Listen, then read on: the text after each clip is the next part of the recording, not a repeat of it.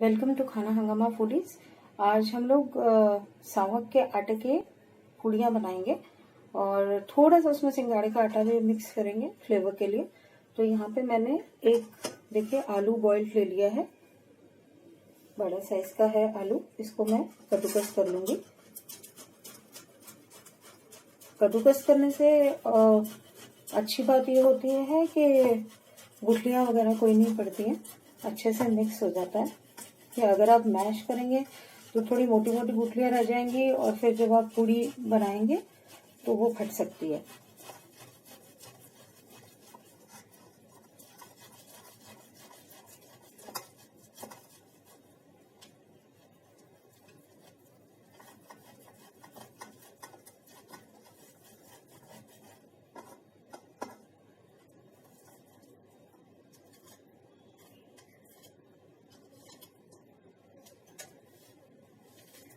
तो यहाँ पे मैंने ये आलू मैश कर लिया है और इसके अंदर अब मैं सावक का और थोड़ा सा सिंघाड़े का आटा डालूंगी।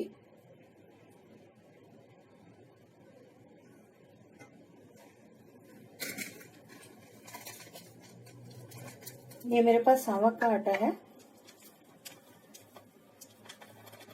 ये हाफ कप है देखिए। तो मैं 3/4 कप के करीब सावक का आटा डाल रही हूँ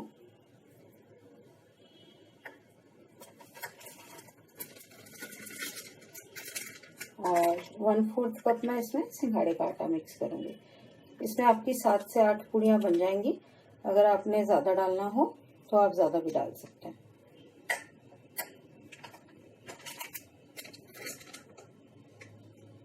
सेंधा नमक डाल देंगे इसमें स्वाद के अनुसार। अगर आप दही के साथ खाना चाहें दही के साथ खा सकते हैं। आलू की गीली सब्जी बनाना चाहें तो आप उसके साथ खा सकते हैं।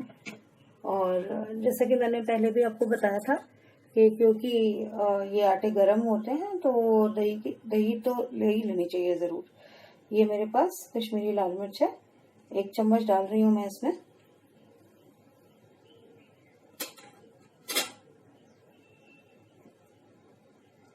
और अब मैं इसको भून लूंगी। आप चाहें तो इसमें हरी मिर्च भी डाल सकते हैं, बट मैंने हरी मिर्च सिर्फ इसलिए नहीं डाली है क्योंकि हरी मिर्च डालने से बीच बीच में फिर, जैसा कि मैंने आलू के लिए भी बोला था, ये फटने का डर है, तो इसीलिए हरी मिर्च मैं नहीं डाल रही हूँ इसमें। आप चाहें तो डाल सकते हैं हरी मिर्च, धनिया बारीक बारीक बहुत काट के, और आप इसमें मिक्स कर सकते हैं।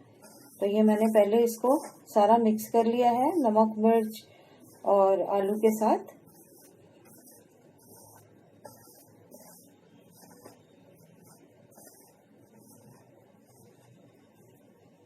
घी भी डालूंगी थोड़ा सा।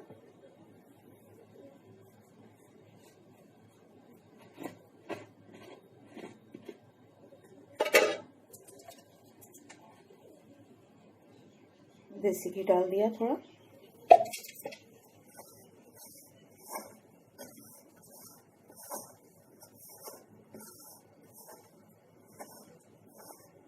बहुत कम पानी की जरूरत पड़ेगी इसमें क्योंकि आलू भी थोड़ा सा गीलापन लिए होता है। और ये देखिए ऐसे बिस्किट की तरह ऑलरेडी हो ही गया है, जैसे दरदरा सा और गीला गीला।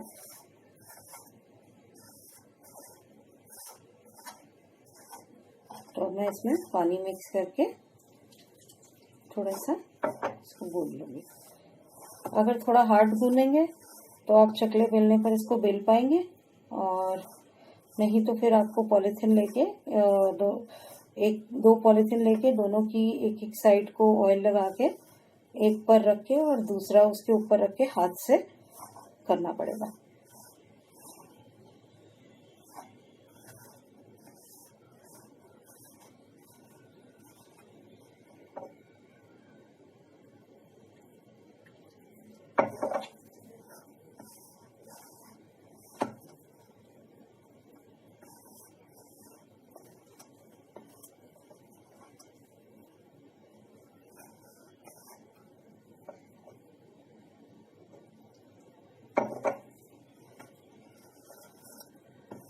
1 गिलास पानी था, आप देख सकते हैं मेरे पास, जिसमें से ऑलमोस्ट 1/4 ही लगा है।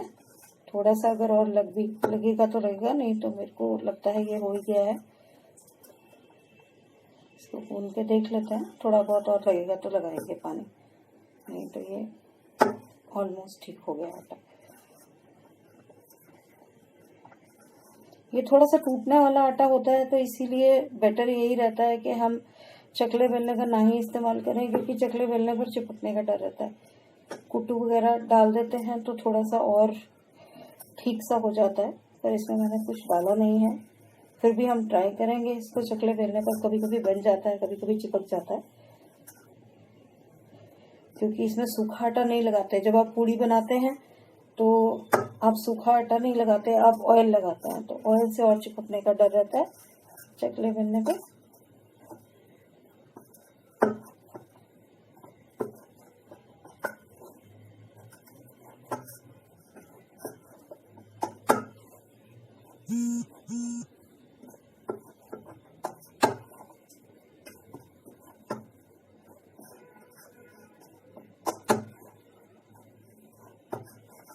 ये देखिए, बिल्कुल रोटी के आटे के जैसा हो गया, ये बिल्कुल अच्छे से माड़ा गया है।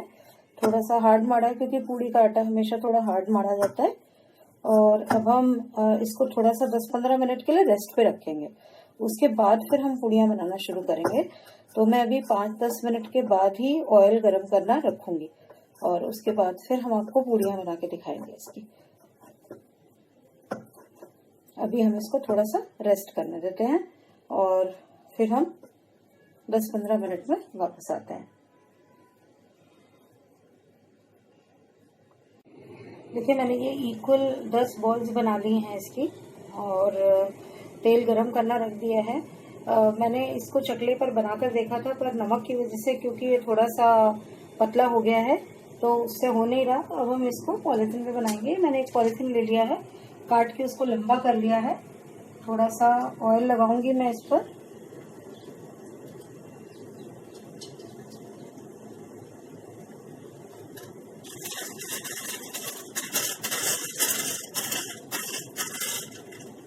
ऑयल लगाकर हम इसको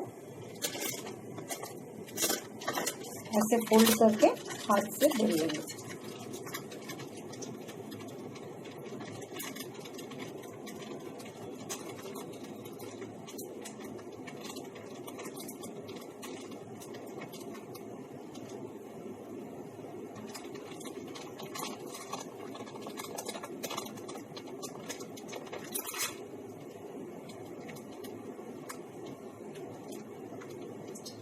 बहुत ध्यान से उठाना पड़ेगा इसको। थोड़ा ऑयल ज्यादा लगाएंगे तो थोड़ा और आराम से उठा पाएंगे।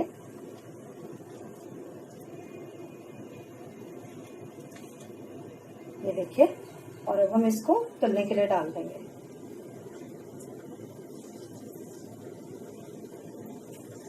अभी ऑयल बहुत अच्छे से गर्म नहीं हुआ है, तो ये पूरी ठीक से नहीं बन रही है।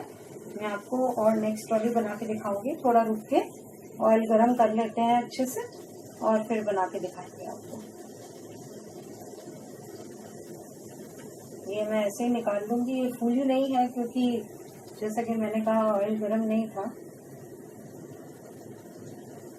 थोड़ी तो फूल गई है। ये किचन पेपर पे निकाल रही हूँ मैं, किचन टॉवल पर इसको।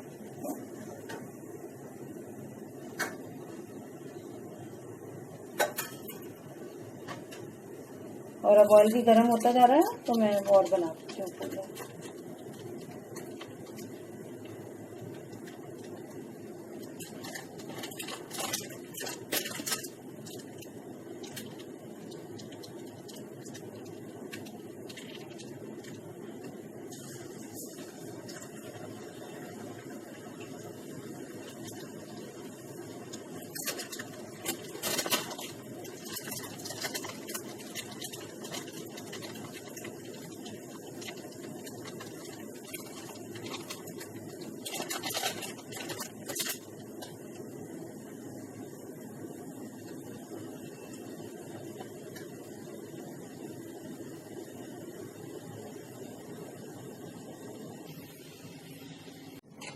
देखिए, पूड़ी कितने अच्छे से फूल गई है।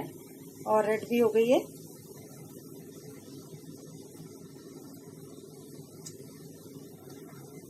अब इसको मैं निकाल लूंगी और ऐसे ही धीरे धीरे हम बाकी की पूड़ियाँ भी तल लेंगे।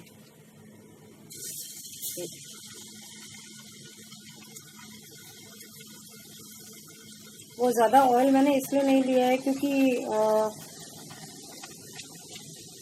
फिर इसको दोबारा भी इस्तेमाल करना होगा। बहुत ज़्यादा करेंगे तो बहुत टाइम तक ऑयल पुराना इस्तेमाल नहीं करना चाहिए।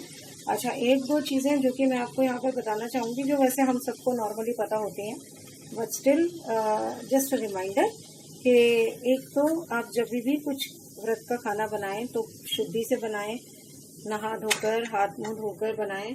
किचन अपना अच्छे से साफ कीजिए क्योंकि ये आपका व्रत का खाना है।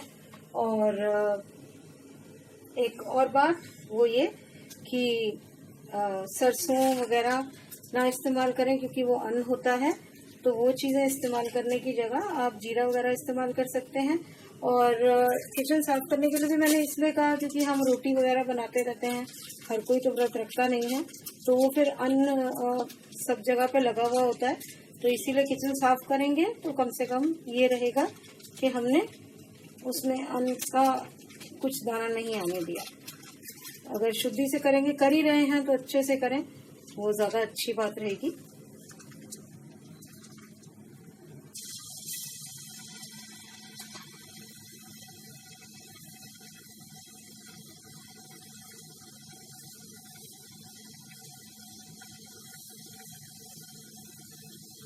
ये देखिए कितने अच्छे से फूल रही है।